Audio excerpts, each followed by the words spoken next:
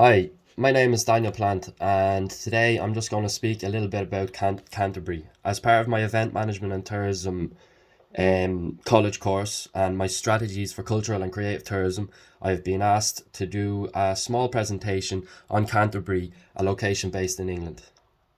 So, basically, just as I go through the presentation, I want to speak a little bit about Canterbury, where it is now, where it wants to be in the future, what goals it has set for itself. Canterbury as a first class destination. Also, the SWOT analysis that they used for future trends, consumer trends, all them types of things. Yeah, and the SWOT analysis that they used when they were setting out their goals and the future plan for the destination company, whatever. So where are we now? Since the first pilgrims arrived in medieval Canterbury, the city has been welcomed to visitors as a source of literary inspiration, home to world-class architecture and education, as well as being a great hospitality and geographical location. Where are we now also? In 2013, a destination management plan was designed in order to achieve a certain goals. Raising the value of the visitor economy by increasing visitor and dwell time. Exploring destination opportunities posed by having an established higher education offer. Highlighting the need to build on developments of the past 10 years, such as HS1 to position the city as a place to live and work outside of London. In 2018, Visit Kent undertook the Destination Management Plan. The Destination Management Plan was steered by the business's improvement distinct in consultation with Visit Canterbury and representatives from across the city's business sector. The wider community has also enhanced the local existing services. Canterbury has consistently delivered an appealing visitor offer. Leisure and retail landscape is changing. Visitors want to have information at their fingertips so they can maximise their time to ensure greater value for money. You can see this in terms of using their phones when they're in these places and making them much more accessible and easy to get around. They are looking for destinations where they can go local and feel less like a tourist and more like a local person. They can get involved in local cultures, local heritage, local storytelling, local foods, and so on. They want to be entertained as well as educated, discover something new, and immerse themselves in an authentic experience. Canterbury is the oldest seat of learning in the country. The Oxford and Cambridge visitor position is built on the international education offer. Bath and York all have fewer students, yet they use the presence of their universities as part of the destination message to underpin a cultural vibrancy offer alongside the built heritage. Not only do Canterbury students spend 280 million in the local economy, but they are great city ambassadors. Students also from a substantial percentage of the seasonal hospitality workforce, engaging directly with visitors. To strengthen Canterbury's position, there needs to be focus on delivering and target products to satisfy consumer expectations. Anniversaries and events such as Beckett 2020 and the Lambeth Conference, alongside investments such as the Canterbury Journey Visitor Centre and centrally located 4-star hotel, offer a great opportunity to reposition the city. The Canterbury visitor economy. Over 7.2 million day and overnight trips. Number one destination in Kent. 450 million pound day and overnight visitors generated value. 9,378 jobs visitor economy, 50% of all employment. Day trips dominate, but at 91% compared to 9% of people that stay for more than a day or a night. The average spend per day per trip is 32.75, so it isn't quite high. That's something that they're looking at, maybe getting more people involved and spending more money while they are there, so creating more services in the area. Seasonality changes in peak times. That's a big problem. So during the summer they tend to get a lot of people there, but then during the winter it dies out, like a lot of heritage cultural places, especially in England and Ireland, places like that where the weather isn't as nice.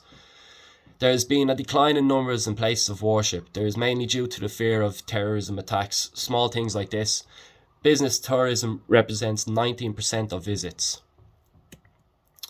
The Canterbury visitor economy. High awareness but less of a desire to repeat visit. Visitors love the heritage but need to hear more about the wider offers. So other things that may be on offer in the local area by local people need to be publicized more, need to be documented more, not maybe in social medias and on in the area. Visitors are generally older and not local. Sorry. Market share retention. From 2010 to 2016, Canterbury hasn't exhibited the same international visitor growth rate, especially when compared to Bath 13% and York 7%, where Canterbury is minus 1%. Where do we want to be? So this is more about the future goals, what the plan for the destination will be for Canterbury. Where do we want to be? A city that inspires, a city that welcomes, and a city that brings people together. The objectives, the main objectives are to tell fresh stories, new stories about the local area, about local heritage and culture. Grow the overnight market. So instead of having people just staying for a couple of hours or staying for just the one day, to stay for a longer period of time. Deliver a distinctive brand. So when they're there, people, when they are in Canterbury, they feel like there's something unique about Canterbury, and that's why they will want to come back, and this is what they'll tell other people about. Increase day visitor spending, I've already said that. Create a healthy trading environment. So when you're there, for the business environment, people will want to set up businesses there because they're not being ripped off, or they realize that they can make good profits for themselves, etc. Objectives. So we'll go back to tell the fresh and compelling stories. Broaden the consumer's understanding of the city offer. So that's fairly self-explanatory. Generate a reason to visit. Confirm the well-known heritage offer and introduce the new by raising the profile of culture. Start talking activity and experience, introducing a human element. So if there's any activities like sports or kayaking, football, anything that might be in the area of Canterbury that can give it a new lease of life, maybe. Reach out to the right domestic and international visitors who are already predisposed to choosing Canterbury. Matching the right product to the right customer based on key triggers that generate a desire to travel. Encourage them to stay longer, to experience more. Coordinate a product offer that inspires, welcomes, educates, entertains, and helps the visitor to feel like a local. Grow the city's overnight stay market. Work in partnership to deliver a distinctive brand. Increase day visitors spend. Again, that's a very popular one that keeps coming up. Although they have good numbers, visitors in the area and good tourist numbers, they don't tend to spend much money when they are there. Create a healthy and trading environment. We've already spoke about that. Where do you want to be? So targeting the best customers. With 91% of Canterbury's visitors base currently arriving on a day trip, it is vital to nurture this business with the aim to get them to repeat visit and encourage extension of stay. Encouraging overnight stays to coincide with available capacity. Working closely with the travel trade and group organisers. It's beneficial to educational and social based tourists. Targeting the right segments that support local jobs and services as well as bringing positive community benefit. Target visitors who are already interested in the city's product, encouraging visitors to stay longer to enjoy the city in the evening. The importance of great images. All age groups and backgrounds are welcome at Canterbury. The domestic market against the international market. So the domestic market would be all your local people, all your people from local areas, England, Wales, Ireland, Scotland. These are usually educational or leisure-based tourists of all different age groups and backgrounds. So it's very broad. Whereas the international market that go to Canterbury benefit from a high level of awareness from near European markets. Key factors such as accessibility, connectivity and proximity to London places the city in a position of strength. The city receives the highest number of overnight international visitors in the country. So yeah, that's fairly interesting there. So positioning Canterbury as a first-class destination. I'm going to do this by dividing it into brand, product and channel. So brand. The brand's shared story developed in 2013 offers a good foundation to build on. Does the brand story encapsulate the entire product on offer? Is it reflective of the consumer's desire to find a more impressive and engaging experience while on holiday? Does it celebrate the city's achievements? Does it create a reason to visit? Does it raise awareness of the breadth of product experience in the city? Is it working to change people's perceptions? Product. Visitor perceptions of Canterbury is heavily skewed towards built heritage. The customer is looking for experiences that are authentic, fun, and entertaining. Broadening the product offer from heritage to cultural heritage allows the story of the people behind the buildings to come true. Cultural heritage, river tours rowed by second year law students. These are all different examples of how they've took this underway already. Taking time out for coffee and homemade cakes at the goods shed or kitchen.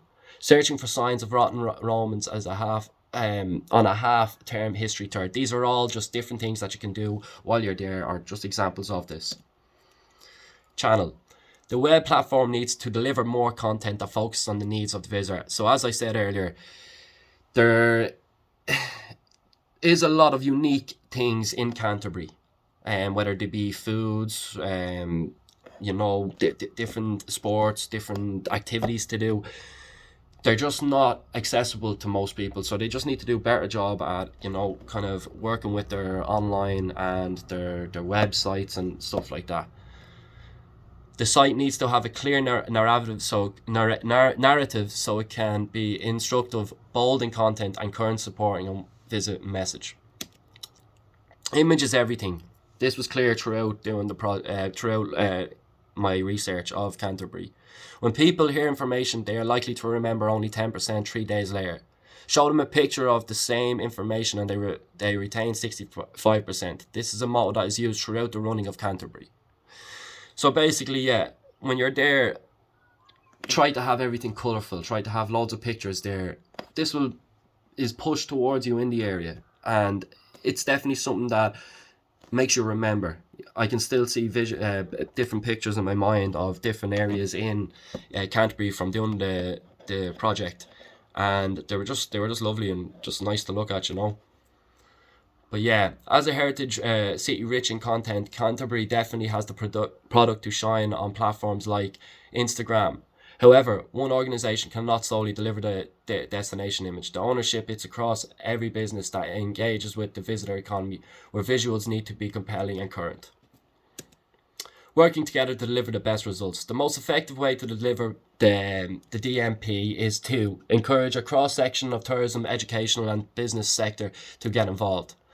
Work alongside Visit Kent and engage them as the countrywide destination management operator. To offer support and direction when liaison with travel trade, working with third-party digital platforms such as TripAdvisor, or coordinating press activity and campaign content with either Visit England or Visit Britain. So I'm going to just speak a little bit about the action plan and what they went into in the setup. So we'll speak a little bit about the strengths. Establish tourism destination profile domestically and internationally for near Europe. Recognise a strong heritage experience for school and student groups and empty nester 50 plus independent travellers. Number one destination, with Kent established as a heritage city. High profile led attraction, Canterbury Cathedral, part of the designated UNESCO World Heritage Site since 2008. Retail offer, national brands that appeal to all segments based in and around the Whitefriars area, as well as the independents. Two established universities, both embarking on 10-year plus growth phase. Geographical location proximately to London and near Europe. Strong appeal to educational groups. Photogenic strength of the city. Heritage sites benefits from the continental layering of the historic detail and unique light due to the design and overhang of medieval buildings. Easy walking city due to the compact layout of medieval streets. These are all just strengths that make it a good location. Weaknesses. The negative side of heritage-based destination is that they are seen as being there, done that by visitors. Therefore, events and new product are increasingly important to engage and visitor to repeat. The city is also predominantly seen as a day trip only. Although the cultural offer is growing, the breadth of the offer is still predominantly reaching Canterbury residents, 25 minutes drive time audience. Popularity of Canterbury as a school trip destination causing street clogging, especially during peak summer times. This is very disruptive to the local area and to the local people, and something that they are annoyed about or can get annoyed about at different stages in the year. Opportunities.